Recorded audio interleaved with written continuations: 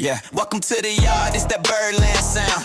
Pigtown Sports, yeah, we holding it down. Bleeding orange, dripping purple, that's the code we claim. Crab cake, hustle, Old Bay in the veins. From Camden Yards to the air, we all the same. That beat more fire running deep in our veins. From the block to the booth, yeah, we bringing that flame. Pigtown Sports, steady carving the game. Talking stats and facts, we don't cap, we react. Breaking plays, dropping gems, keep it all exact. Ravens on the rise, O's back in their zone. We the next up, Baltimore zone. Yeah, microphone heat when we speak that truth. It's Pigtown Sports, yeah, we speak for the youth. Yeah. Grab a crab cake plate, pour that natty bowl. When the mics turn on, man, you already know we the best up and coming Orioles podcast today. Spitting stats and facts with that Obey flame. From the block to the booth, we don't play no games. Pigtown Sports, remember the name. Woo! What's going on, everybody? How are we doing tonight? It has been it's been a painfully slow 6 days since Pete Alonso signed, hasn't it? I think we've all literally just been sitting here waiting for the next hat to drop, and the only hat that's really dropped lately is my new one here. It looks pretty nice on camera, I must say. Safari, or is it Safari? Safari Sun Sports. I don't even know what the heck it was called. Custom hats, man. It looks pretty good. I like it. But yeah, I mean, it has been excruciatingly slow waiting on this pitching market to move around. And tonight, like a couple guys have kind of moved a little bit. Some of the smaller bullpen arms, maybe like one, I think like Chris Martin signed or something like that. But good Lord, have we been waiting for the pitching market to move? I mean, how much longer are we gonna have to wait? I mean, I know everybody's kind of saying that like, oh, it might happen this weekend, and what's the holdup? What is the holdup? Right before we went live here, I did see that, Fireside Yankees? It says, Michael King's expected to land a 4-year deal in free agency, according to Mark Feinstein. Could that be true?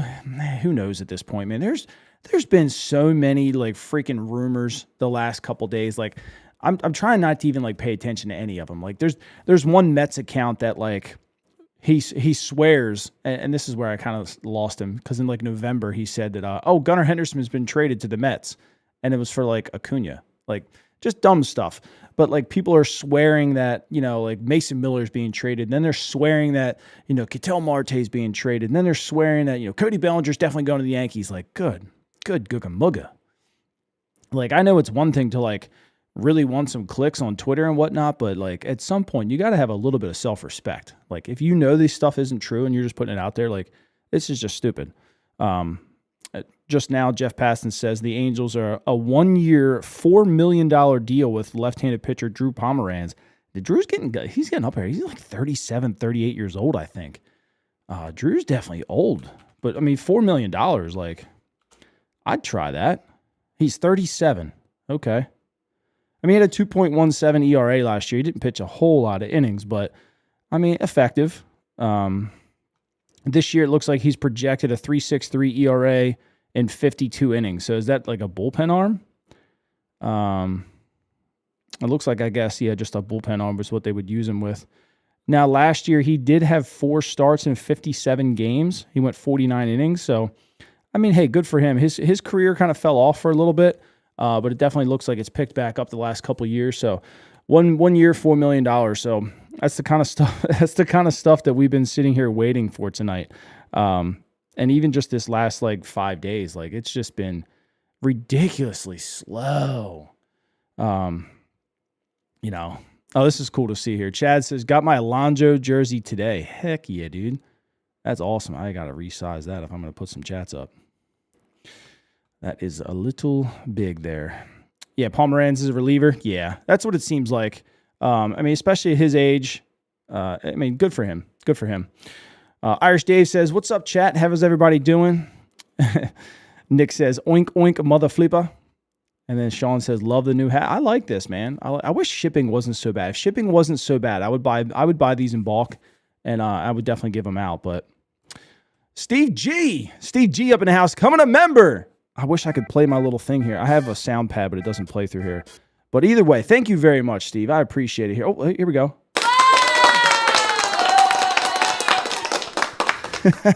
That's the first time I've ever used this in this software here.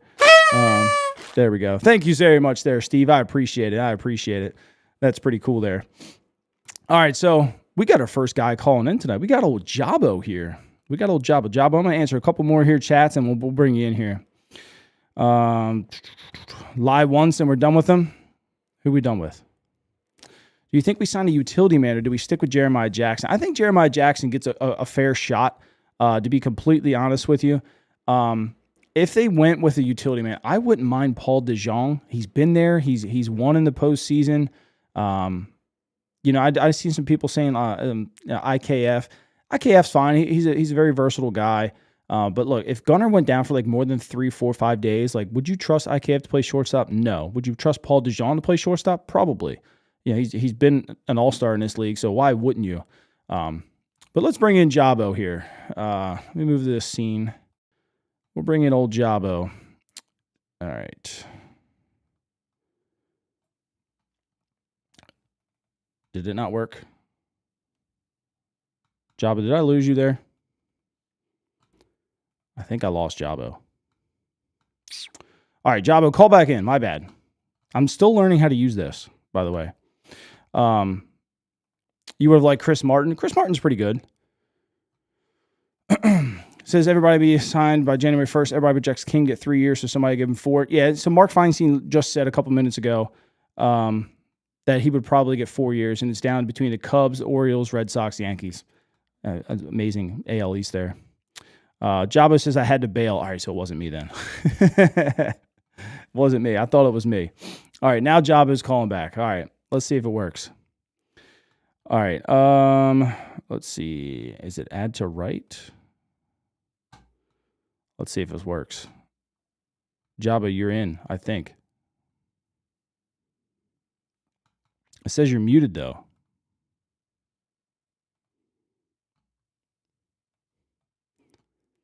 Oh, Jabo.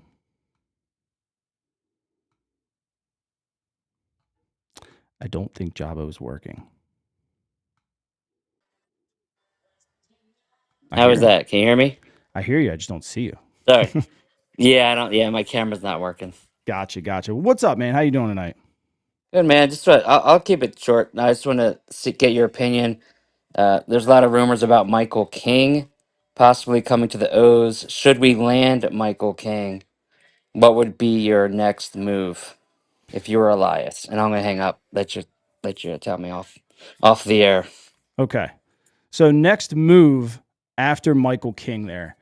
So you would spend money on a free agent. That would probably open you up to be able to have a couple prospects to probably send for one of these pitchers that you want in trade market. So who do you value the most? Is that Mackenzie Gore? Can you land Freddie Peralta over everybody else? Can you land Tariq Skubal? I think that's an outside shot. Could you land Hunter Green? Again, I think it's also an outside shot. I feel like those two that I last just mentioned are probably holiday type trades. Are you comfortable with that? That's a big question. But Mackenzie Gore, Edward Cabrera, if you bring in another solid arm, I think you could slot King comfortably as a if you needed him as a 2, but probably comfortably as a 3, and then you trade for your number 4 and Lee Dean as your number 5. You have a way to still be in the market for Amaya. I like Amaya. I think Amaya would be really fun to have here. Could they pull that off? That's a whole nother question. But I do like trading for another guy, maybe 2. You got an abundance of prospects here, so I would definitely try your best to, if it's not a second starter, trading for a second starter, giving you 3 total. Definitely trying to acquire maybe a bullpen arm. Acquiring a bat also is going to allow you to free up a major league player possibly instead of just sending all your prospects. We're talking maybe Cowser instead of having to send Beavers. If you swing at somebody big, like is Holiday available? You probably don't want him to be. Is Adley Rutschman available? Again, you probably don't want him to be, but it just depends on who you sign and who becomes available after that. Let's see here. I was talking about people on X with the clickbait. Oh, gotcha. Of course, Jabba muted himself. I'll never stop banging the Amaya drum. Orioles need him not only for his pitching, but what he does for the organization. I agree with that, Chaz. Chaz. I agree with that. I think he definitely would help turn a lot of things around, not only for right now, but that Japanese market too. I mean, the first step that they took with Sagano was a good step, but now's the time to really take a leap. So we'll see. Steve G says, how do I call in? Steve, how can I get a hold of you? That's the question. I have a link that I can send, but do you follow me on Twitter by chance? I can send it to you on Twitter. That's the only bad part with YouTube. YouTube right now doesn't have a way to send messages. I guess I could just put it in here. I'll just put it in here. Just be good, guys. If somebody comes in and says something dumb, it gets me banned on YouTube, then we don't have any fun things to talk about anymore. Says, dig in the hat. I like it too, man. I like it. Call in Cool Whip. What do you think the next move is for the Orioles? A trade for a starter, signing for a pitcher, or another bat? So like we were kind of just talking about here. If you went with the bat route first. So actually think about this first. What do you value? Put yourself in Mike Elias' shoes right now. Ranger Suarez, wanting 7 years. Is he worth 7 years? No. That's a pretty quick, simple no. Framber Valdez, wanting 5 to 6 years. Is he worth it? Probably not. There's concerns with the clubhouse and whatnot. Is your money invested in a starter right now? Now Michael King has injury history. I mean, I think he probably gets hurt probably just as much as Grayson Rodriguez.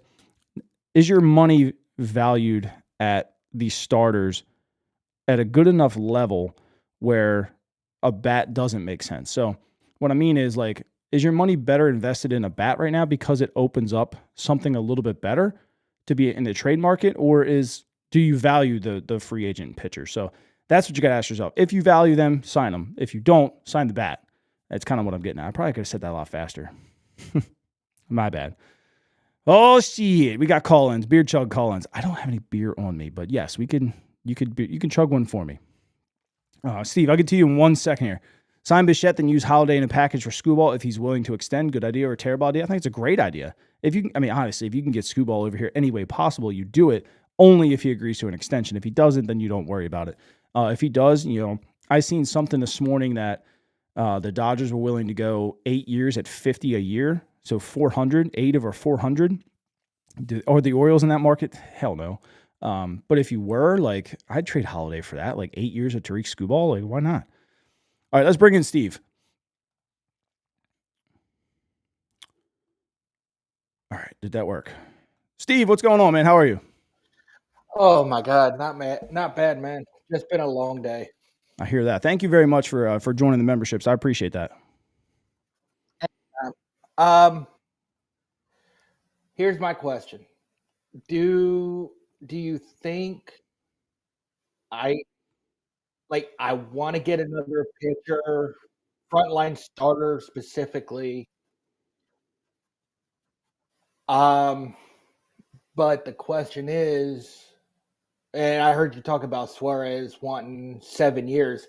He's not worth it, especially with the velo dropping. Yeah, year after year.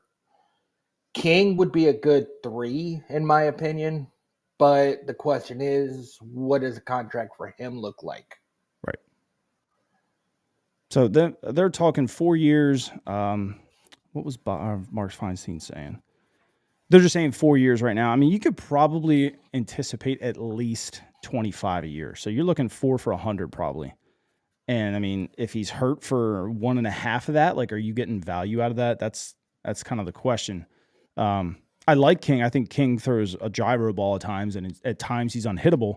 I mean, last year's numbers weren't jumping off the charts. Now he only threw 70 innings, but I'm with you. I think King is probably a top end 3, an emergency 2 if you need him. But I mean, is he better than Trevor Rogers right now? I mean, no. You're looking at the same type of arm who has a history of injuries, who's had a good year. Obviously, Rogers being a better year, but is Framber better? Probably. Does he fit in the clubhouse? I don't know. Amaya seems to be like maybe the best pick, but what I think they're probably confused on where to even start with the contract on that, because you got a 26, 27-year-old guy throwing 99, but he's never pitched in the majors. Like, obviously you want to buy the arm, but at what cost? You don't want to outbid yourself either. So I think they're probably waiting on that market. And also probably at the same time, Scott Boras is probably sitting there waiting on the market to see what Framber does and what Ranger does. And it's just one freaking logjam right now.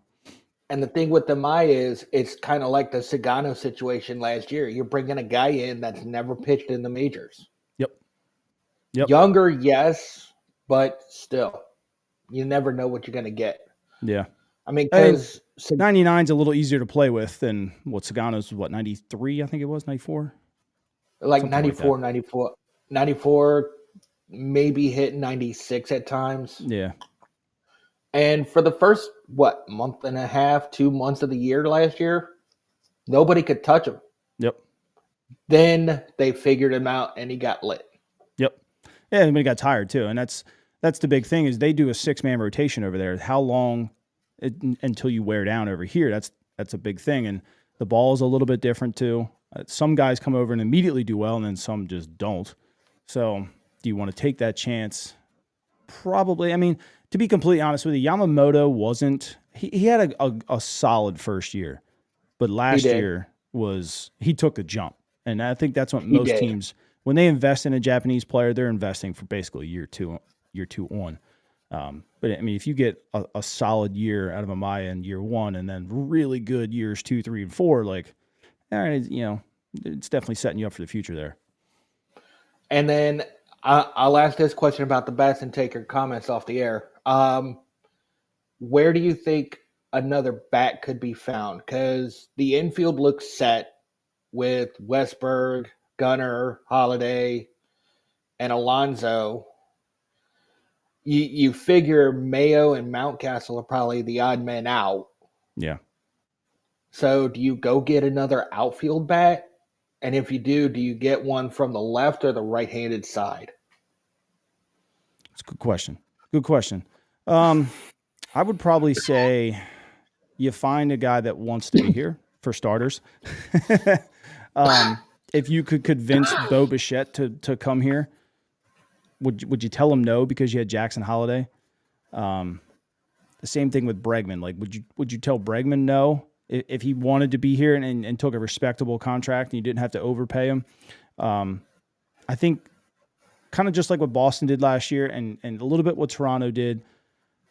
At some point, you got to kind of bring guys in that have been there and have won, and then kind of move your younger guys around and put them in positions where they're not expected of so much of them, and then let them basically succeed at that point.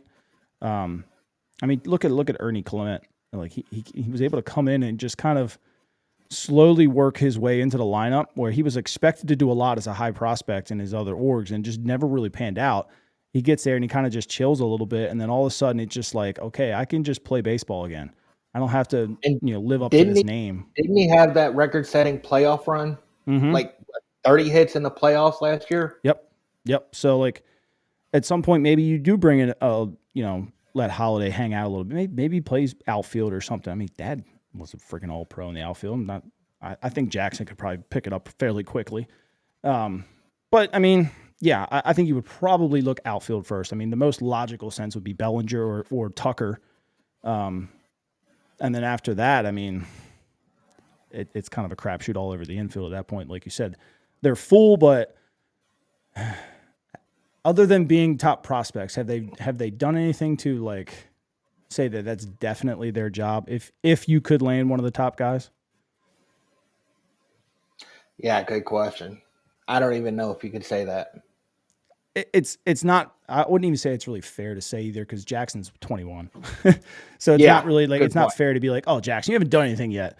But with Westberg here, like, hey, like you've been here for a while. You are one of our best players. You've had some freak injuries, but yes, you've been hurt 3 years now. Like, at what point can we stop relying on you? So hopefully we don't have to deal with that this year. But I mean, that's a tough question if we have to. So we'll see. One more question. Mm-hmm. Projected opening day lineup. How do you see it going? I would go. I had this the other day and I had it perfectly, I thought. Right now, if they don't sign a Bellinger or a Tucker, I would go Beavers, Westberg, Gunner, Alonso, Ward, Basayo. Who did I have there? Rutschman. No, I had somebody else there. Kowser, then Rutschman, and then Jackson. That way you could break up. There wouldn't be like 5 straight lefties. And then you'd have Speed at the bottom to go with Speed at the top. Yep. I can dig that, actually. Yeah. And then you've got that 3-4-5 Gunner, Alonso, Ward, and you got to pitch the Gunner because if you put Gunner on, you got a Polar Bear and Taylor Ward behind him. Yep. And then Basayo. He can chill in the 6 hole. And we saw a little bit of Basayo's power late in the season. I still can't believe that walk-off against the Dodgers. What was it, Friday night? Yeah. Yep. So. All right, well, let me get we got British Raven here in the background here. Steve, I appreciate you again. Thank you for coming a member and thank you for calling in. I really appreciate it. Not a problem, man. All right, have a good one. All right. Nick. Did I lose you? Did it work? Maybe. It's a black screen. Uh-oh. I don't have a I hear you at least.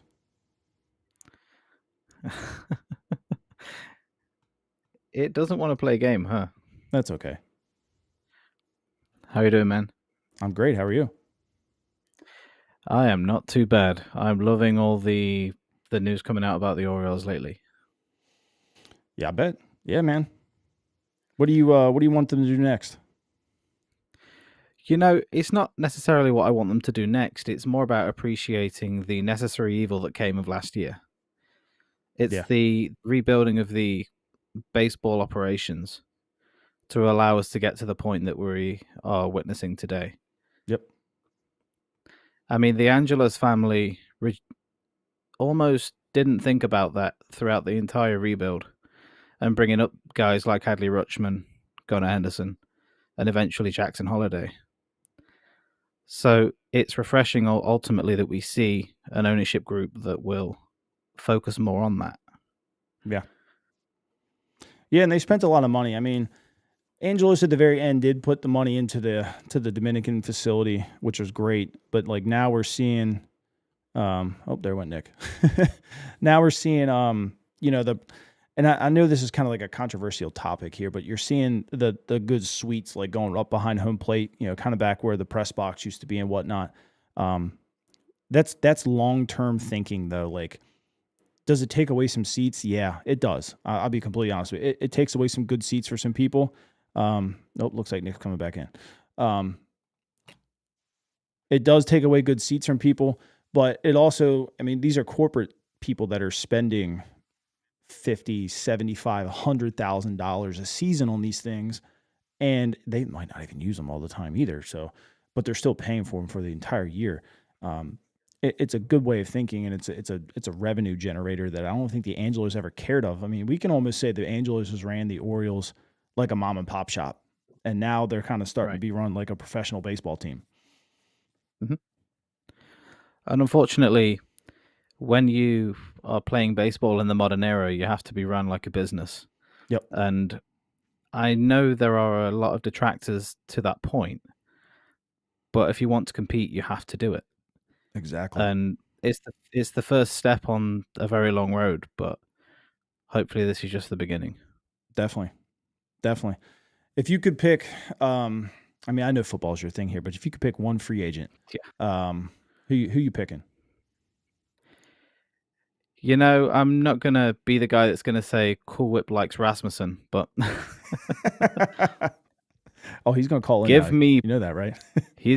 I would hope that he could call in, because if it's 2 a.m. for me, it's definitely not as late for him. But I would say give me Peralta. Yeah, I like Peralta a lot. A whole lot. And that's I not think just because of the Brooklyn Nine-Nine references, and I will shout Peralta at the top of my lungs at every opportunity I get. Oh, I think it'll man. be good for the team. It would. It would. I mean, he's a bona fide top. I mean, I wouldn't say like a top one, but he's still a one for any franchise based. Not any, but I mean, is he better than Scooball? No, but he's better than most teams. Number one, and he definitely puts us back in that conversation, like when we had Burns. Yeah. Which is kind of what they're missing. And I still think Bradish is right there too. So if you had two guys like that, and like, good Lord, I mean, you're looking at a playoff series with Peralta, Bradish, and Trevor Rogers, and I feel pretty good about that. Right. Yep. Absolutely. Yeah. Yep. Well, you got anything else for me, Nick? You know I what? always My enjoy brain's hearing just your about voice. running dry. I am exceptionally sorry that you would think that. My you're good. partner, who's still awake in the other room, absolutely hates that I talk so often. So Yeah, you know, different folks, I guess. my wife always tells me, she's like, you're so much cuter when you don't talk. And I never know how to take that. Even though I probably It should know how to depends. take Do you that. look her straight in the eyes like you're trying to defecate? No, I think she's just that's a nice way of telling me to just shut up. I agree. Yeah, we know how that is. Thankfully, my partner hasn't got that confidence yet. So, Yep. Yeah, we're going on. All We just in hit time. 17 years the other day, so it's been a while. Yeah, we're at 10 ourselves, so I've probably got about 7 years left of confident speaking, at least. Yeah. All right, man. Well, All right, I'm gonna man. get in Charm City here. I appreciate you calling in. I appreciate a show holding call-ins once again. All right, brother. See See ya. ya.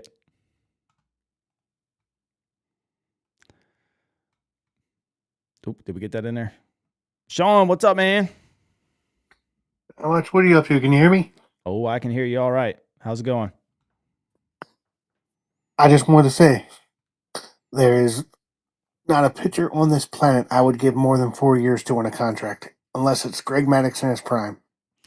Yeah, the only problem is his baseball's gotten so far away from that now. It's like now you pay for those 4 years, but then you're also paying for like 3 years of a thank you, basically. So here, take my money, kind of thing. Even though we probably won't even get to use you.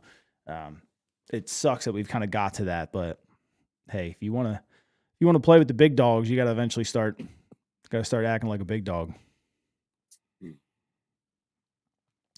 Well, what's up with you, man? I gotta ask you. I know you've said that you don't like Alonso, but what? I shouldn't say you don't like the signing, but you didn't like the guy. What was up with that? Pete Alonso is prototypical of everything I think is wrong with the game of baseball. He's not a contact guy. He's a all or nothing home run or strikeout guy.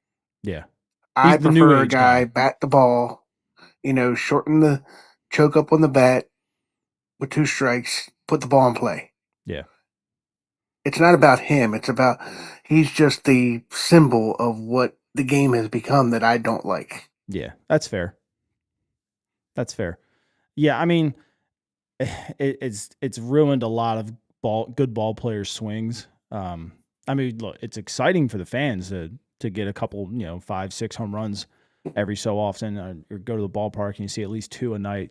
That's fun and all, but I mean, I'm with you. I mean, sometimes it's like, when you get a good rally going and you've got, you strung together 5-6 hits in an inning, all of a sudden you got a bases loaded and you get a triple down in the corner and something like that. And that stuff's electric too. I mean, people kind of forget about that. I mean, tell me the last time that, now don't get me wrong, people celebrate in the playoffs when guys hit big home runs. But tell me the last time somebody got as loud as a stadium did when Delman Young hit that double. Like those Exactly. things still matter. Just get guys on base and put it in the gap and just let dudes run. Even and I'll throw out two more quick things for you. Even though I'm not a fan of the guy, I'll give him his flowers and say he's probably instantly the fourth best first baseman in Orioles history. I think it's behind fair. Eddie, Raffy, and Boog. I'll never put him ahead of any of those three. He could hit 70 home runs for us next year, and I still never put him ahead of those three. I think if he hits 70, I think you'd have to put him ahead of at least one of them, right? Okay, maybe Boog. Yeah. Never had Eddie. Boog was never fun, had though. Eddie. Yeah, Eddie's got a special place in a lot of our hearts. And a hitter that I would love for us to get, the Swiss Army knife off the bench, Willie Castro. Willie Castro. Okay, that's a good one. I like that. And I'll drop off because I'm sure this is your first call in. I'm going to let you ask some other people. I just wanted to hop on. Like I said, I'll always be in here for you. Let me know if you ever need anything. Definitely, man. Hey, I appreciate you calling in. All right, we'll chat How soon. do I hang this thing up? I can do it for you. Okay. All right, we got Whipple's in here. Oh, maybe not. Whipple's dropped off. Sean, you got to call back in, brother.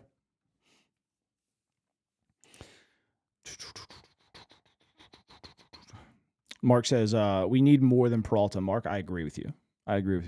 You can't just do one. I think definitely a two at minimum. And 3 would be best. 3 being maybe a starter, but definitely a bullpen arm. But definitely 2 starters for sure. For sure. All right, we got Sean. Sean, what's up, brother? What's up? How's it going? Not bad. So apparently I keep getting requested to call in today. Oh, yeah. I'm going to go different tonight. We've had multiple conversations about this new coaching staff. Mhm. Ecker, Lynn, Abernaz, Conger, and Singley. Yep. 3 catchers, former bullpen coach, new bullpen coach, catching guru, and one of the most respected hitting coaches / bench coaches in the league. Mm-hmm. Forget about all the additions that we will probably make. Look at what this coaching staff is going to do for the entire team. Yep. Making the catchers better, making the pitchers better, making the hitters better. Fielding's going to be better. Yeah. Yeah, I mean, when you really think about it, it doesn't matter who you sign. If the core of this team, and you and I have talked about it, the core of this team doesn't get going, they're still not going anywhere. If Cowser doesn't take a jump, right? Okay, now you're in a hole. If Jackson Holiday doesn't take a bigger jump, well, you're in a hole. Same with Gunnar. I mean, I'm not going to say Gunnar had a bad season last year, but he just lost his power. But if he doesn't get that back and he's still just hitting 280 with 14, 15 home runs, like, you're in a hole. So they have to focus on those guys first. They got to focus on getting, Dean Kramer not being so bad in April, letting him get more consistent. And I think that's the biggest thing is one, letting these guys just play baseball and not put so much pressure on themselves, come to the clubhouse every day, like looking just to have fun. And it's hard not to have fun in big league baseball, but like you could tell last year in the beginning of the season, they just weren't having fun. And when they started to have a little bit of fun under Tony, they started to, play pretty well. Even after the trade deadline, they still played decent for what was there. And I just think that you can tell Craig has a pretty infectious personality, and I think that's going to radiate to the locker room. And Pete almost kind of has the same, personality there. And I think it's going to open up guys like Cowser even more to just keep things loose all the time. And we might even see Jackson Holiday smile a little bit more this year. Like that'd be a win in itself. Another thing too, I've been doing a bunch of research, and for as little as Joe Singley is known in coaching circles, one thing I noticed, mainly because I dug down the Coastal Carolina connection, Mm-hmm. I read somewhere that he's one of the big reasons why Bodine became one of the best framers in college. Oh yeah. Yeah. He started with, he talked about it. He did like a, so if a lot of people don't know the whole story about Joe Singley, Joe was he's actually going to come on the show. That'd be a little sneak peek for you guys. So Joe and I talked the other day. He's agreed to come on the show. We haven't hammered out a date just yet. And then Ben McDonald's also going to come on the show eventually soon too. And we're going to talk about some of these arms. But so Singley had this tool, and it was kind of just basic, but it was like a mini bat but the top of it was like extremely heavy. And basically what he would do is he would turn the wrist like this and keep your hand on the ground, and you would drag this tool on the ground and bring up. And it would help your forearm strength. And two, it would get you to the point when you're here, you're snapping it, right? Because you're getting here and you're holding it. And it whatever this tool was, and I think he was probably showed it by somebody, but I'm not sure. But that has like blown across the country now that everybody's using it for their catchers. And they're all coming up and they're starting a glove on the ground and bringing it up and then snapping back. Where the old, like when I played and Tim Costins was my coach, it was go out and snap, right? So you weren't really receiving the ball, you were snapping it and you were holding it there. Well, now it's like, we'll bring it in and it's like a receive and pull. And we see everybody at Christ, they pull the glove everywhere. But Joe is really good, and I've been watching a lot of his. So he's got a back to his story. He never got a chance to play. He missed 5 years with different injuries. But he was so good apparently defensively that his coach was like, you need to start an Instagram. He's like, teach people how to catch. So the dude starts an Instagram page, and he's like posting like drills and content and stuff like that. And the Cincinnati Reds was the pitching coach or bullpen coach? One of the guys, they ran across his Instagram page and they were like, hey, we're going to be in town this weekend. They were playing the Phillies, and he was from that area. And he said, why don't you come on down? We'll have a chat. Well, they bring him in to start catching bullpens for the team. And then all of a sudden, like, they realize he's good. And then he gets a catching coach job. And then he gets the next job over the Marlins. And now he's here, like, from a guy that never played before. But he was apparently that good to where, like, the drills that he learned and he taught, same thing that he taught Bodine, apparently they're just top notch. And I'm pretty excited to see what he's going to do with Adley. Yeah, that's one of the biggest things I'm taking away with this offseason is we know Hyde seemed lost at times. We know that the hitting coaches, same thing. Infield coach, outfield coach. Pitching coaches weren't that bad. But we finally have actual coaches that know how to actually teach fundamentals and teach these players to be pros. Yeah. But I'm going to get off here. All right. I appreciate you calling in, man. Yeah, man. All right. We got anybody else that wants to call in? But yeah, I mean, I agree with it. I'm kind of excited to just see, the atmosphere that Craig and these guys bring and Donnie. I mean, from what I've heard about Donnie Ecker is like, he's so smart that like even the NBA would hire him. And this is a baseball coach, but like apparently what he does and like how good he is at breaking down film and like doing analytics and whatnot, apparently he's so good the NBA loves him. And he's already best friends with is it Joe Mazzulla, the Celtics coach?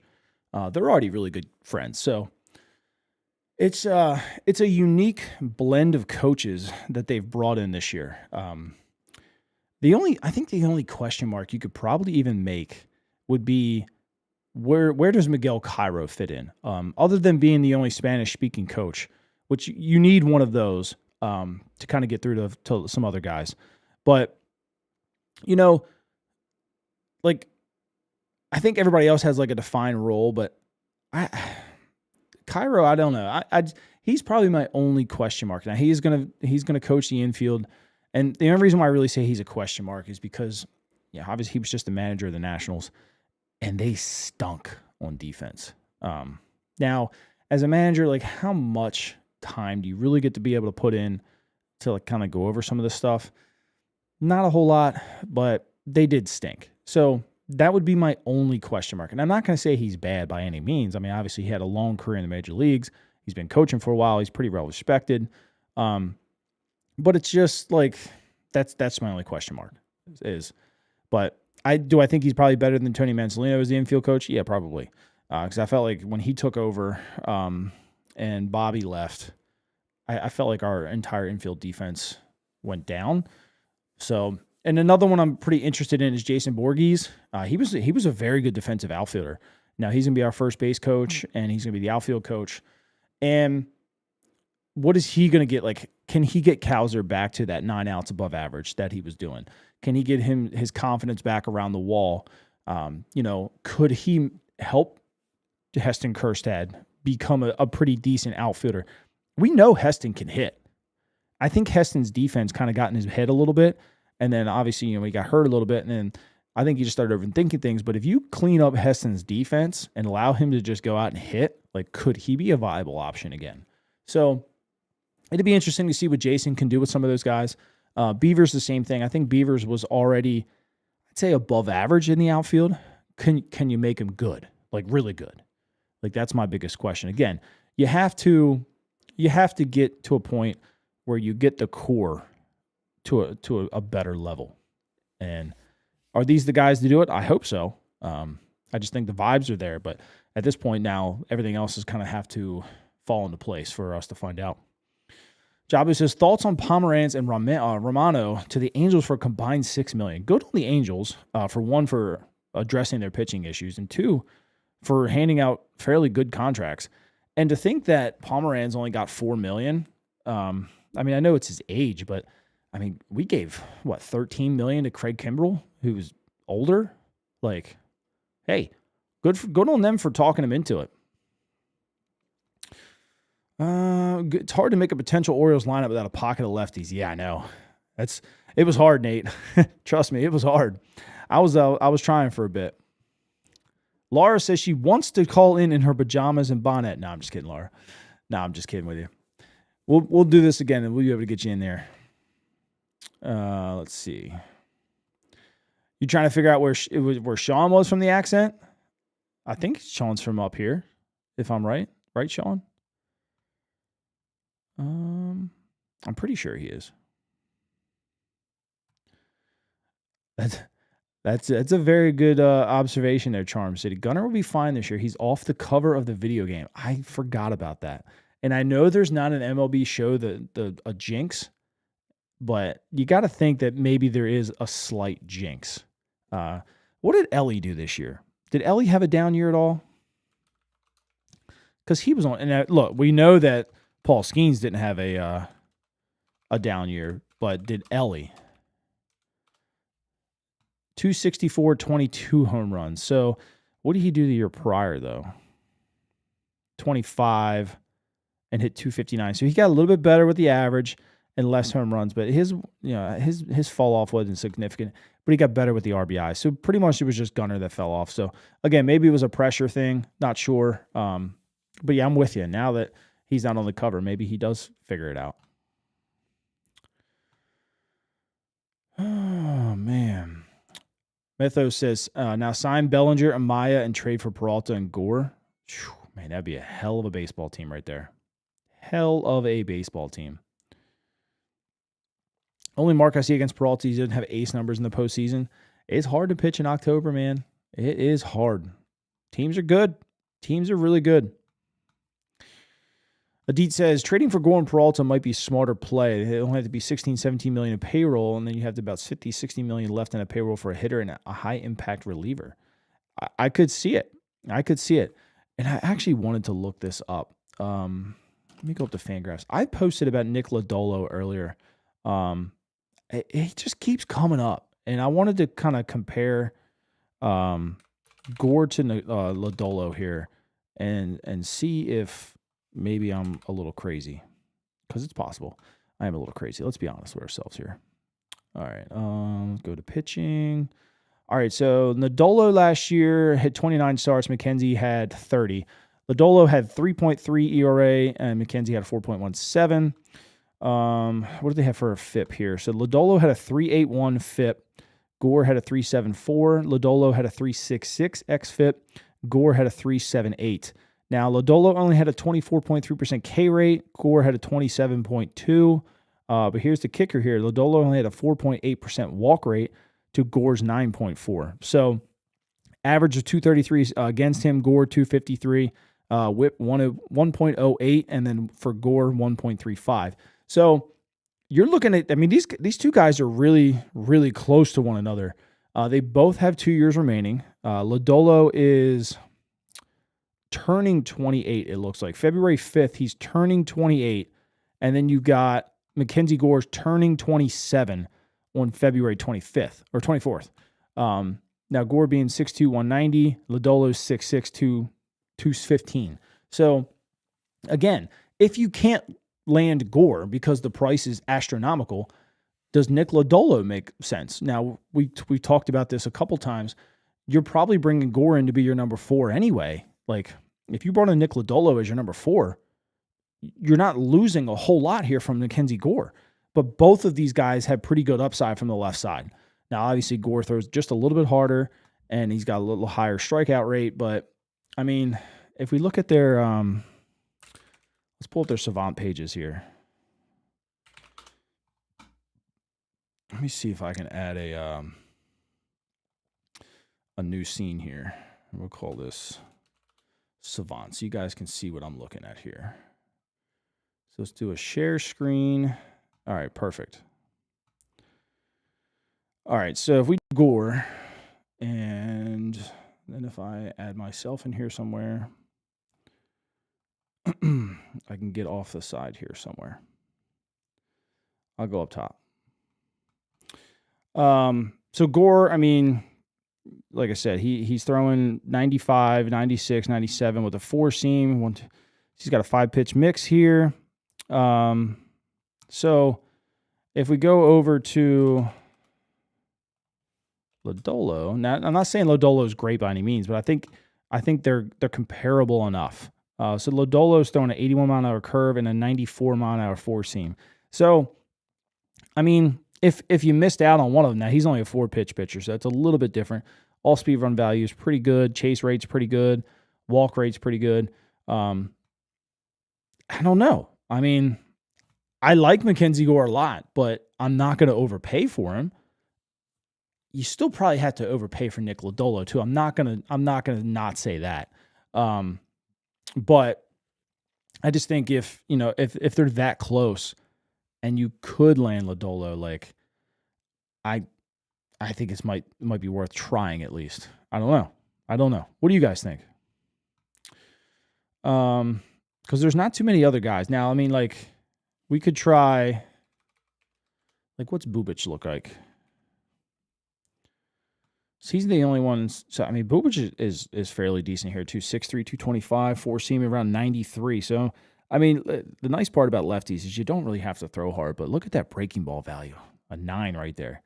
I mean, that's pretty good here. All speed value is still pretty good. So I've seen that he's the guy available. It seems like Boston really wants to trade Duran for Reagans, and they keep saying no, but like, could this guy, again, 28 years old, so you're talking within 1 to 2 years of these other two guys, back to a 5-pitch pitcher. I don't know. There's room to play to go out and find and get a little creative with some starters compared to, what you would have to do with just the starters, like the free agent starters. So if you don't like them, there's plenty of good left-handers guys out there. Now, here's the big question is, if you do end up signing Ranger Suarez, say if you do convince him back to a 4-year deal, do you want to have 3 lefties in your rotation? That's where they may pivot maybe to a Joe Ryan, or you pivot over to Peralta. It's going to cost a lot, but if you landed Ranger Suarez, at that point, you have a lot of prospects to go and get one guy. Might as well take the shot. And that could be why we've been kind of hung up here and not seeing any kind of moves made, because they got to see the first domino fall. Like, you're not going to trade everything for Joe Ryan or Peralta right now, and then all of a sudden it's like, I could have landed Ranger Suarez, and then I could have gotten somebody else. I could have thrown in a Dean Kramer instead or something like that. Just spitballing here, but I don't know. There's things to play with, but I do not know. Let me pull that one back down. All right, let me get back to some of you guys here. Seen the tweets from Zach on Jojo Romero would be a nice addition to the pen. Good left-handed arm. Yeah, I mean, but it's the thing with Jojo, he is a rental, and it would come down to what it would cost. Now, the price for bullpen arms has been astronomical right now. I did see one Cards fan earlier saying it would take like 3 guys, and it kind of blew my mind a little bit. I'm like, dude, this guy's mentioning Trey Gibson for Jojo Romero, like, and I think he did. He said Trey Gibson. Who else did he say? O'Vern and Hightower. And I was just like, good God. Like, I was thinking, like, okay, maybe you could say O'Vern and then Hightower, but freaking Trey Gibson? And then he's like, what about Nate George? And I'm like, dude, Nate George might be a top 30 overall prospect in baseball. He's like, oh, I didn't see that on the updated rankings. I was like, well, the updated rankings are coming out around spring training. Baseball America just updated in early December, has him as 78th overall right now. So he's going to jump a little bit probably from MLB standpoint. So the asking price is crazy for bullpen arms, but I'm friends with a Cards fan, and he said, like, let's just do, hey, Bradfield straight up. I'd do Bradfield for JoJo Romero. Now, do I like Bradfield? Hell yeah, I love Bradfield. But, I mean, you do have Vern, you do have George, you do have Fabian. Now, could you maybe try to trade them Fabian and another arm, or Fabian and Hightower or something like that? Then sure, and go that route. But they're going to want something fairly big. Everybody and their mother loves Bradfield, except for Baltimore fans for some reason. But yeah, every team in baseball has been calling about Bradfield since last year. I will tell you that. I think the Padres called 11 times for him last year. They love Bradfield too. The Orioles do. So hopefully we don't see any of that. But I don't know. You bet that on Tyson Tani to come back? Do you know if any Ecker had any managerial interest across the league, says Orioles fan? Yes, he actually turned down the White Sox interview twice and then turned down the Rockies interview to sign here. So it was pretty cool to see that. Now, I think he's a guy that understands that he's really good at what he does, and he doesn't need to jump right now. Kind of like what Craig did. Craig knew that he was a good, so he turned down the Marlins job last year, and I believe he also turned down the Rockies job. These guys know they're good. They know their teams are going to be good. They trust how good they are and know they can wait for the right opportunity. Ecker will be a manager someday. And I think he's going to wait for a team like the Orioles to open up. And what I mean is like a good farm system, a good core of young guys that just happen to struggle that year. Like, he's not going to take a Rockies job. He's not going to take, one of these jobs where these teams are just faltering down and just kind of crumbling, or they don't spend money. If the Cubs job opens or a Brewers job is open, Donnie Ecker might go interview there. But I would say within 2 years, he's probably a manager in this league somewhere. He's good at what he does. Honestly, we get to a point in May where O'Neill has proved himself again. Deal him for a relief pitcher and have Beavers take over full time. It depends. Like, what if you start to really rely on Tyler O'Neill's bat? That's what sucks. Now, if Beavers is playing good too, then that's a completely different story.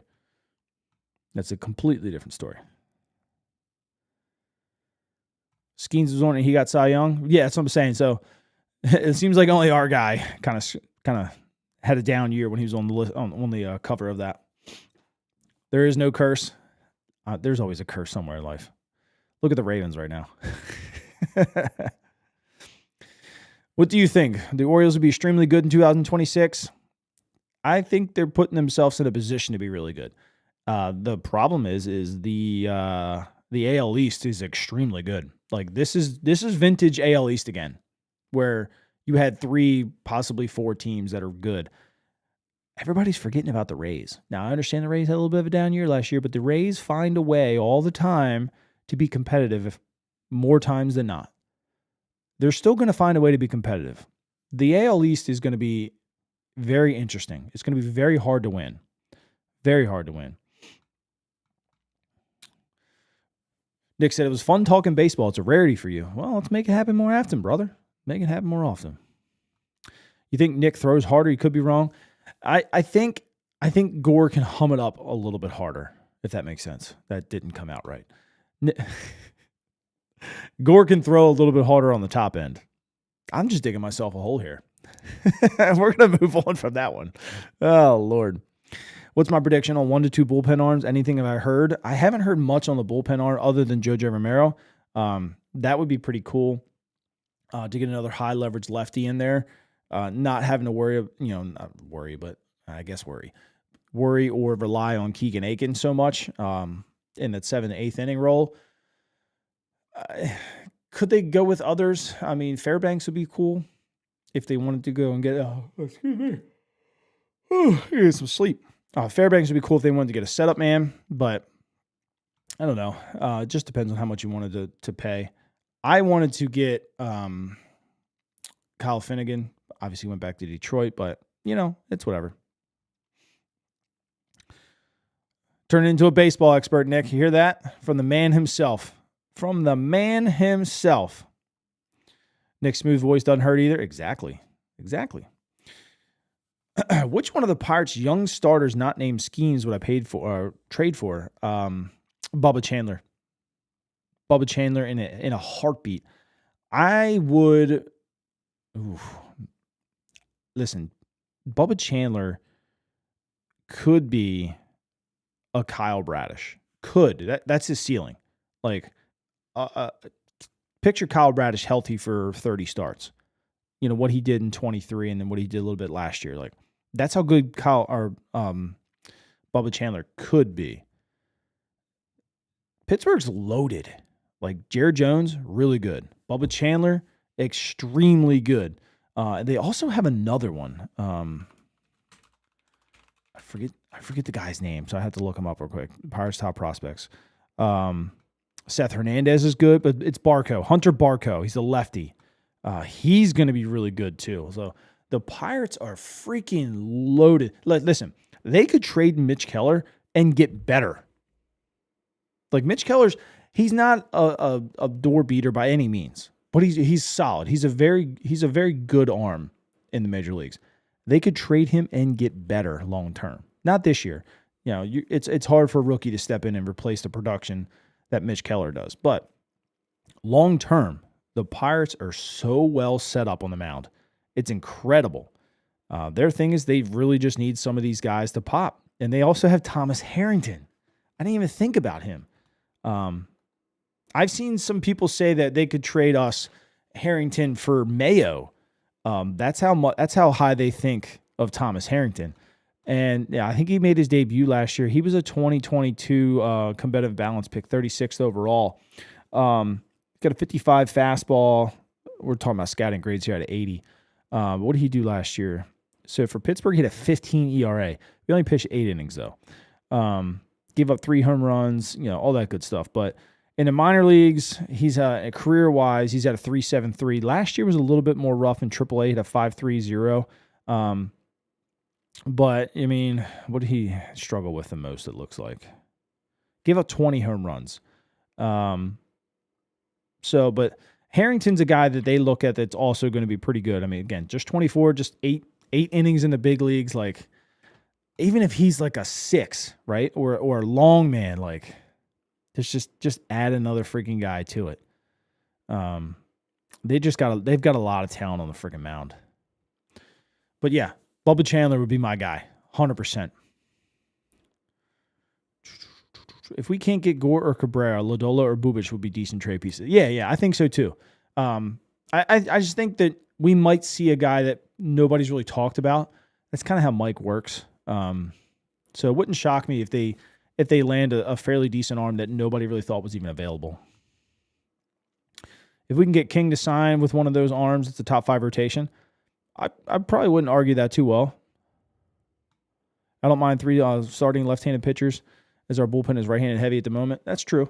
Yeah, because you got to think even if you brought in Jojo Romero, you still only have him and Aiken. Or no, you have oh God, what's his name? It's Grant, right? Is it Wolfram? Is that what I'm thinking of? Grant Wolfram? I think Grant Wolfram, right? Yeah, Grant Wolfram. Yeah. He's lefty too. Now he's got a high velo. So I mean, he's a guy that, from what I've heard, the Marlins love Grant Wolfram. They're just waiting for us to DFA him. They love that guy apparently. So we'll see. Why can't we get Gore? I wouldn't say we can't. I would just say that we're not the only team trying to get him, and the price might just be a little ridiculous. Get the band back together. Yeah. Definitely could, man. Definitely could.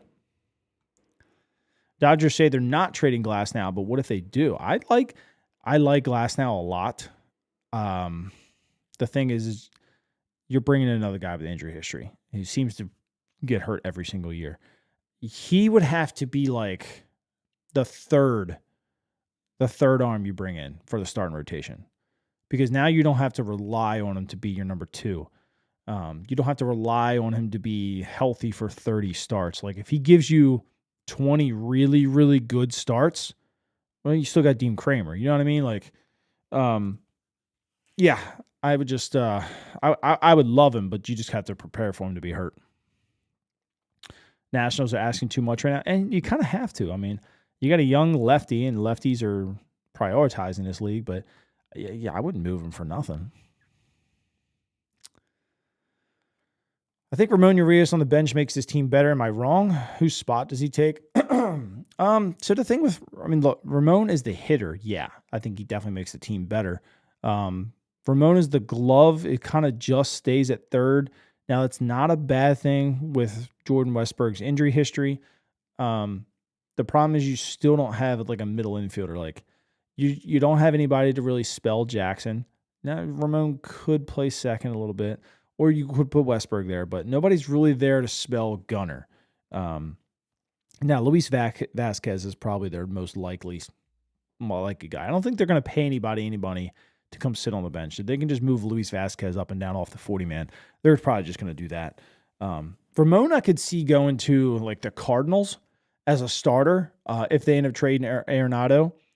It gives them. Now, they do have some guys in the minors that probably need some playing time, but if they want a veteran there, I could definitely see Ramon going over there. And I talked about that last year, but even the Yankees could use him, which would suck, but, Excuse me. What do you think the ceiling is on a trade with Mayo, a number 3 starter? It depends on how much you add to it.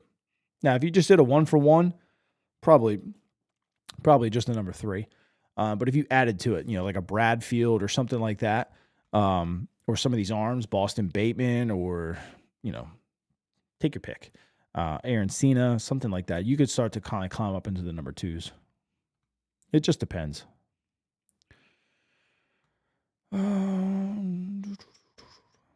Cozy Nate, no, I don't think you're the only one saying that. I was reading the MLB Executive Burner account today, and he was saying that like his comp was damn, who did he say his comp was? I don't remember who the person was, but he was like $400 million for Kyle Tucker is insane. Like this guy hasn't done anything. Like he does a lot of stuff good. He does nothing great. And he's like, he hasn't been voted into the MVP. He hasn't, I shouldn't say it hasn't any more than that, but he basically just said like 10 years, 320 million is probably his ceiling. I could see maybe like 320 over 8. What does that come out to? I'm not very good at math. 40 a year. Even 320 at 8 is still a little ridiculous. Does it get it done though? Maybe. I don't know. What's 275 by 5? You give him 50 a year. That'd be great.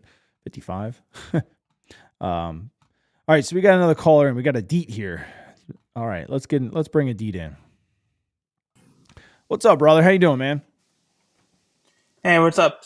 Yeah, it's cool. Yeah, it's definitely way too quiet. That last week was really exciting.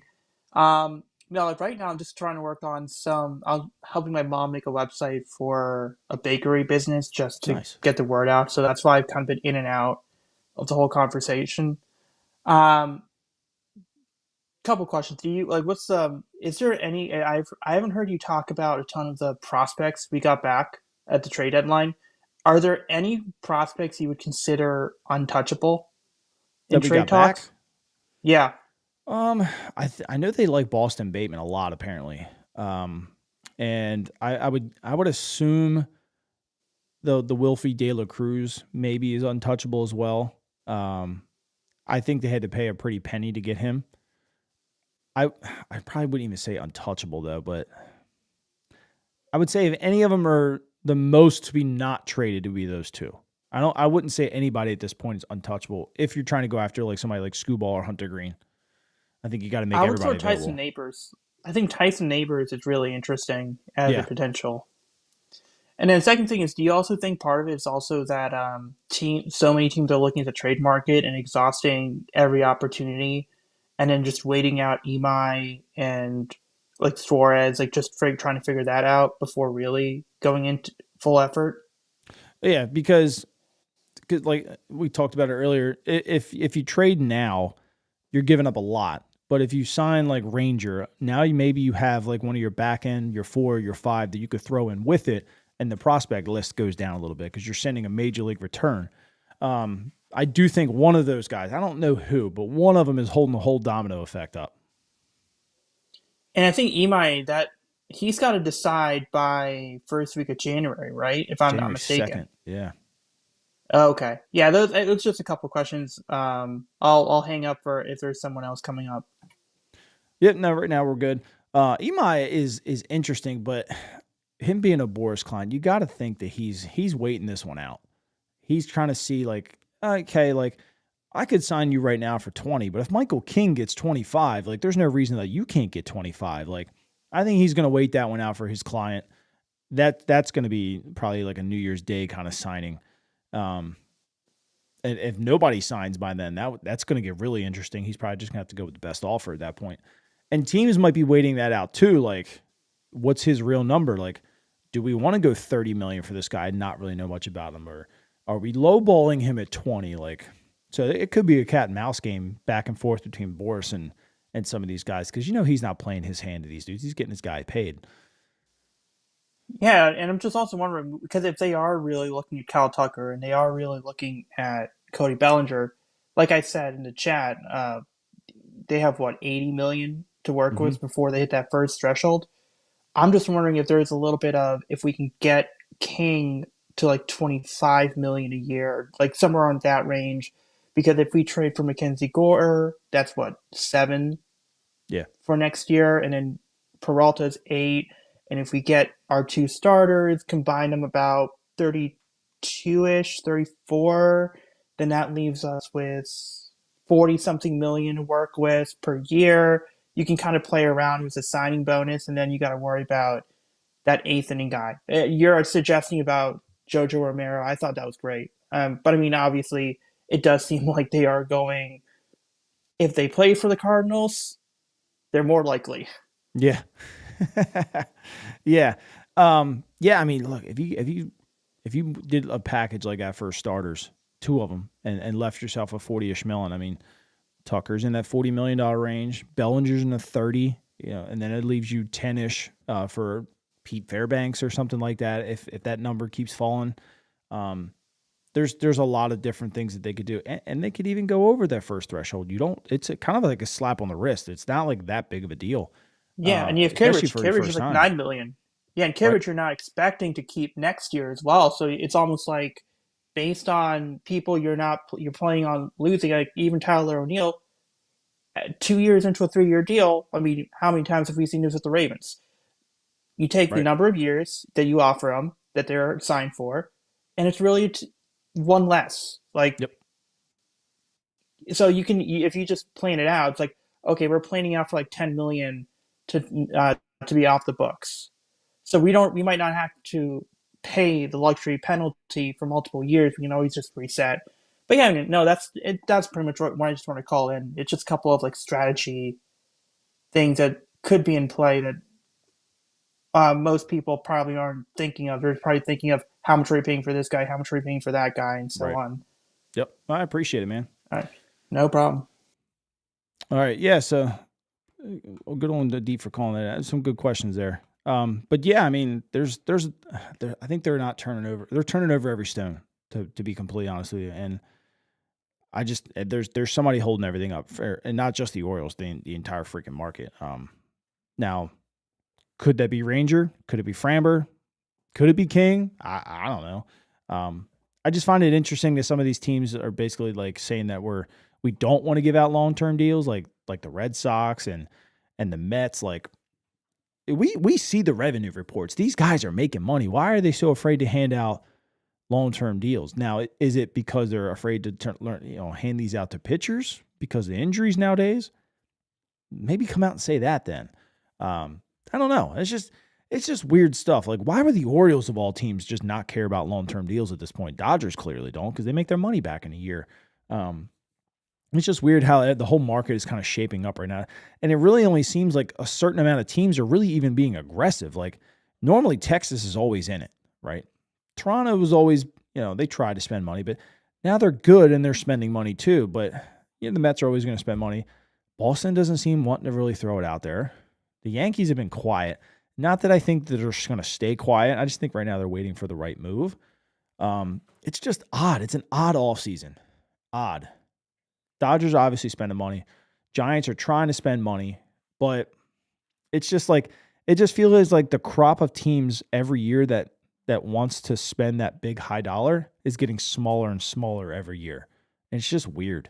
Weird to me. Everybody's making good money. Pirates and Orioles have felt like the perfect trade dance partners for years, and it hasn't happened yet. It's true. True. They've matched up well. I thought last year Luis Ortiz would have been a perfect fit here for Ryan Mountcastle. And of course, he goes to Cleveland for Spencer Horwitz. Or he got flipped. He got flipped for Horwitz, right? From Toronto or something. So it was some weird trade. But anyway, he ends up at Cleveland, and now his career's over. And I thought Ortiz was pretty good. He was just another guy that Pittsburgh had that was good and obviously didn't need because of Bubba Chandler and all these other guys. Pittsburgh's loaded, but they're eventually going to make a move somewhere. Mitch Keller is Dean Kramer that knows how to pitch in April. He might be he throws a little bit harder than Dean, but I think Dean's split finger kind of evens the bout there a little bit. You got a better chance of seeing John Cena in the ring again than you do the Orioles and Nationals. I don't think so. I feel like everybody that was originally involved with that whole Masson deal and all that, they're just not involved with the team anymore. So that might die down. That might die down. Go pull up Rubenstein's tweet from about 10 minutes ago. What a guy. Let's see. Old Daddy David. What did Daddy David say here? David Rubenstein. 10 minutes ago. Oh, move over, pandas. There's a new bear in town. That's awesome. He tweeted a picture of a polar bear. That's cool. I like David a lot. Let me check up here on Twitter, make sure I'm not missing anything. Somebody did ask me on Twitter, actually, and we should probably talk about it, is Senga. Now, the Mets are trying to move him, and before he got hurt, and a lot of people may or may not know this, Pete Alonso actually got him hurt last year. He tried to flip it to first base, missed. He had a jump, came down, twisted his knee all up. But Senga's pretty good, and for some reason, the Mets want to move him.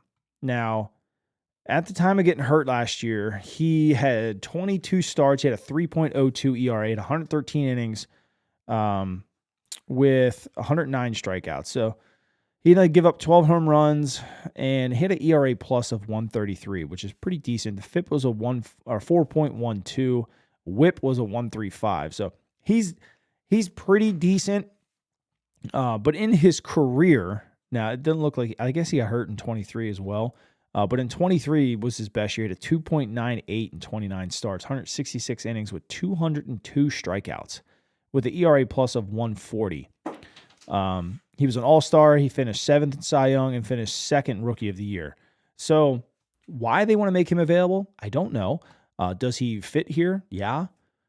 But for what? That's the question.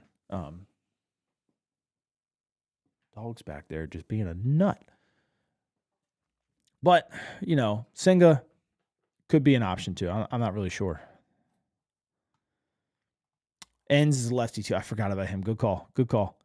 Povich is a lefty. Yeah, I'm not sure if he's going to be in the pen or not. I don't know. Oh, God, don't mention Ronan Reyes are finally free. He got a lot of playing time with Brandon Hyde, didn't he? Do we think Povich would be a good long reliever or if they trade him? Now, let me tell you why I like Povich a little bit. Let me pull up his career splits here. So when he faces a third time through the lineup, he gets rocked. But go to his career. Show all. What is it? First time through the lineup, career 3.63 ERA. with 30 walks and 86 strikeouts in 79 innings. Cade Povich, 86 strikeouts in 79 innings with a 3.66 FIP and a 3.92 xFIP, 25% K rate. First time through the lineup. Pretty good. He's got an 8% walk rate, but that coming out of your bullpen, I think is fairly decent. He's still got some stuff to learn and grow from, but let's look at what he does through the second time of the lineup. Second time of the lineup, he's got a 5.52 ERA in his career, with a 4.66 slugging, 4.66 FIP, and a 4.49 xFIP. And K rate drops down to 22%. So third time through the lineup, which doesn't happen often with him. He's only done it for 35 innings. He's got an 8.15 ERA with a 5.41 slugging, 5.67 FIP, and a 5.21 xFIP. So he can't stay in the rotation that long against these lineups. But first time through the lineup, he seems pretty good. I mean, you could put that pretty close to Keegan Aiken, to be completely honest with you. Aiken may be a touch better, but obviously he's been around a little bit longer. He's done this a little bit longer. Could he throw a little bit harder? Povich, I mean, going into the bullpen? Don't know. Maybe. But there's a lot of things that you could do with Cade Povich and not just kick him to the can. So another team might see this and say, one, I want to try Cade one more time. I think I can fix him. Let me trade somebody for him. Or two, he's a lefty long man. Or a good lefty specialist. Because if I believe right, he's pretty good against lefties. Against left-handed hitters in his career, 3.65 ERA. And that's with 213 total batters faced. And that's with a 4.0 FIP and a 4.28 xFIP. 22% K rate. So not the greatest, but if we did lefties first time through the lineup, only a 16% K rate. That's interesting. But lefties first time through the lineup, 2.20 ERA, which is crazy. And here's even crazier. Golly, this is wild. His FIP against lefties first time through the order is a 6.33. And his xFIP is a 6.09.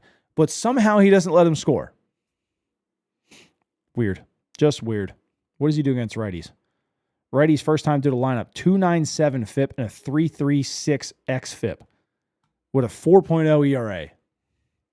Just incredible. And he's got 73 Ks in 63 innings against righties. So he's got a 27.9% K rate first time through the order against righties. This dude's got bullpen written all over him, in my opinion. So I like Cade Povich. Definitely could see him moving to the bullpen. He gets that kick change going a little bit more, and he got some big things from Cade. Make sure you like the stream, subscribe to the channel. Best YouTuber in Baltimore. I appreciate that, Charm City. If you guys didn't hear him, make sure you like the stream and go ahead and subscribe. Another pastry chef in the making. Let's go. Could be a taste tester. Who? Yeah, cookies.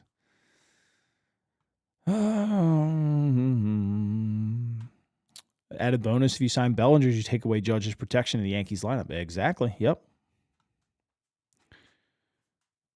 I think I heard on Ryan Ripken's show that Rubenstein made a comment that he's willing to operate in the red for 2 to 3 years to get the team stronger to make a World Series run. Listen, you don't get hurt by doing that, especially if you make the money. Like, if you make it back, who cares? For those of you who are fairly new like me, can you speak on your connections to an insider info that you allude to? Understand if you can't. So I'll say what I can. I have a guy who is a big Orioles fan. I don't believe he's attached to the organization themselves, but he's more involved in the actual baseball itself. I don't know if that's front office. I don't know what it means, to be completely honest with you. He's on a burner account. He's been a good dude, feeding info. He says he's an Orioles fan, and he's just trying to promote the team in a good way. So there's, he feeds me stuff. I'm not one that's going to run out. Like we talk all the time, and I'll hear a little bit of things. I'll drop hints on things that are definitely coming. But like, there's times like, oh, they're interested in so-and-so. Like, I'm not posting every little thing that somebody's interested in, like some of these Yankee accounts and stuff like that. Like, there's no point in getting people excited if things aren't really getting serious just yet. Like, are they in on so-and-so? Yeah, they should be, right? They should be talking to literally everybody in baseball. They're trying to get better. So there's no point in really kind of talking about that stuff all the time. But the guy does give me some pretty decent little hints. He helped out with all the coaches. And I thought it was pretty cool. So we're going to keep riding it. And as long as he doesn't get in trouble, as long as I don't get him in trouble, hopefully things can keep going for a while. Exactly. This tier is not limited to last year's budget. They can get over it if they want to. Yeah. Do you think Ciano Perez will pitch in the majors for the Orioles or even another team? No. I think he's released. I'm pretty sure they've released him. He had a pretty rough ERA in AAA too. Let me go back to minor league stats. Because he went down to Norfolk. He had a 6.85 in Norfolk. So he had a 9.14 ERA in the majors. He had a 6.85 in Norfolk. And that was in just 22 innings. And I think they've released him after that. So I don't think we see him for a long time. Definitely never here, probably. Build it, they will come. Rubenstein will make his money back when he gets to winning baseball. Exactly. 1,000% right there. 1,000%. How about a guy like Reese Olson or Rhett Lauder? I like both of them. I just, like, I hate the fact that Detroit thinks they need to trade anybody. It's bad for baseball, in my opinion. But if they want to, sure, I'll take Reese Olson. I like him a lot. Would like the O's to get a little bit more aggressive in the reliever side of things. Are they getting picked up left and right? Yeah, they are. They probably have their eyes set on a couple guys. And when I talked to Andy Kotza the other night, we had him on the show. If you guys missed that, it was during the Pete Alonso stream. And we had actually talked about, did they learn their mistake from 2024 when they had a bullpen that had no options? And those guys, they had nobody to send down, when things were getting kind of rough. They had to kind of just wear it. And I think they learned a lesson. They're going to keep a couple younger guys in there this year, or they acquire some guys with options. So if a starter gets banged out early, and you gotta kind of deplete your bullpen, you have somebody you can move up and down a little bit for a day or two to kind of get everything kind of reset. They didn't have that in 24, and it really burned them. So I think they're going to definitely try to make sure they have those options this year. Just for fun, who's my favorite obscure Oriole from over the years? You loved Chris Gomez. I was a huge Nate McLouth fan for a long time that he was here. Probably more than anybody. A big Felix PA fan. Why? I don't know. I really don't know why I like Felix PA. I just did. Might have been because the name sounded kind of cool. Don't really know. But yeah. I'd probably overall, I think it would be Felix PA. What my thoughts on Hyun-Sung Kim getting 1 for 20 for the Braves? Listen to me. Hyun-Sung Kim he's really good defensively. You just paid him the same amount of money that Jorge Polanco just got, and Polanco had a great year at the plate. And Kim hit what? I forget what he hit last year. Why is this not? Oh, that put home Seung Kim. So Kim Braves. Is this the right one? Yeah, here we go. It took me to the Orioles, Hyun-Sung Kim. He only played 98 games with the Braves last year. Hit 253 with 3 home runs and 12 RBIs. So in 2025 altogether, he hit 234 with 5 home runs and 17 RBIs and got $20 million. I'm sorry, what? Like, what are they thinking? Like, Jorge Polanco had a good year, hit 26 home runs. 26 home runs. Had 78 RBIs, gets $20 million a year. That seems more realistic.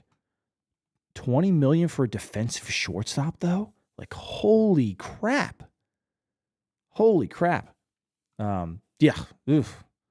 I thought that was a little ridiculous.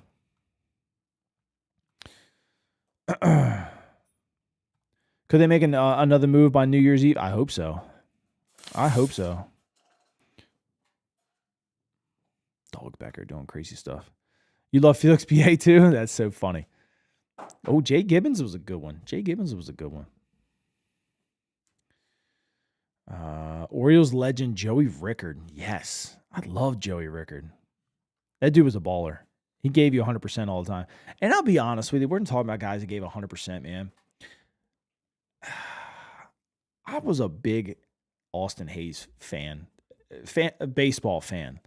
I understand he got hurt a lot, but when was the last, like, in the modern, we'll even say in the Mike Elias era, who was the last guy that you knew was going to run through a wall to try and catch anything? Now, granted, he got hurt a lot because of it, but he played balls to the freaking wall all the time. And I just enjoyed watching him play. I think the dog's getting bored. He's getting a little jealous. He wants some airtime. Do you want some airtime? Huh? Come here. Come on. Do you want to say hi to everybody? Oh, okay. Look right here. Look this way. Look, right here. Say hi. Yeah. Yeah. Can I kiss? Give me a kiss. Okay, thank you. Thank you. Okay. Enough airtime. He's getting a little bored. Oh, man. All right. Anyway, we'll probably end on that. It is, it's 10:20. I've been talking to you guys for an hour and 26 minutes. Holy crap. Anyway, appreciate every single one of you who called in tonight. Truly appreciate everybody who just sat here and just decided to just ask questions and whatnot. This was a really, impromptu stream. I was literally sitting on the couch at like 7:50 and I told my wife, I was like, I'm going to go live tonight. She's like, why? What do you have to talk about? I was like, nothing. I just want to talk baseball with the fans. So for all of you that came out tonight, I truly appreciate it. I am still working on that Cody Bellinger, Kyle Tucker video. Pray that they don't sign before I finish that. But we're going to wrap it up here tonight. And I will catch you guys later. And if, again, like the stream, if I gave you any kind of good content tonight, sub if you're pretty new here. If you're not on Twitter, if you want to follow me on Twitter, I drop a lot of stats all day long on there. A lot of advanced stats and stuff. I'm a big stat nerd, love stats. So I'll catch you guys later, and I'll thank every one of you again.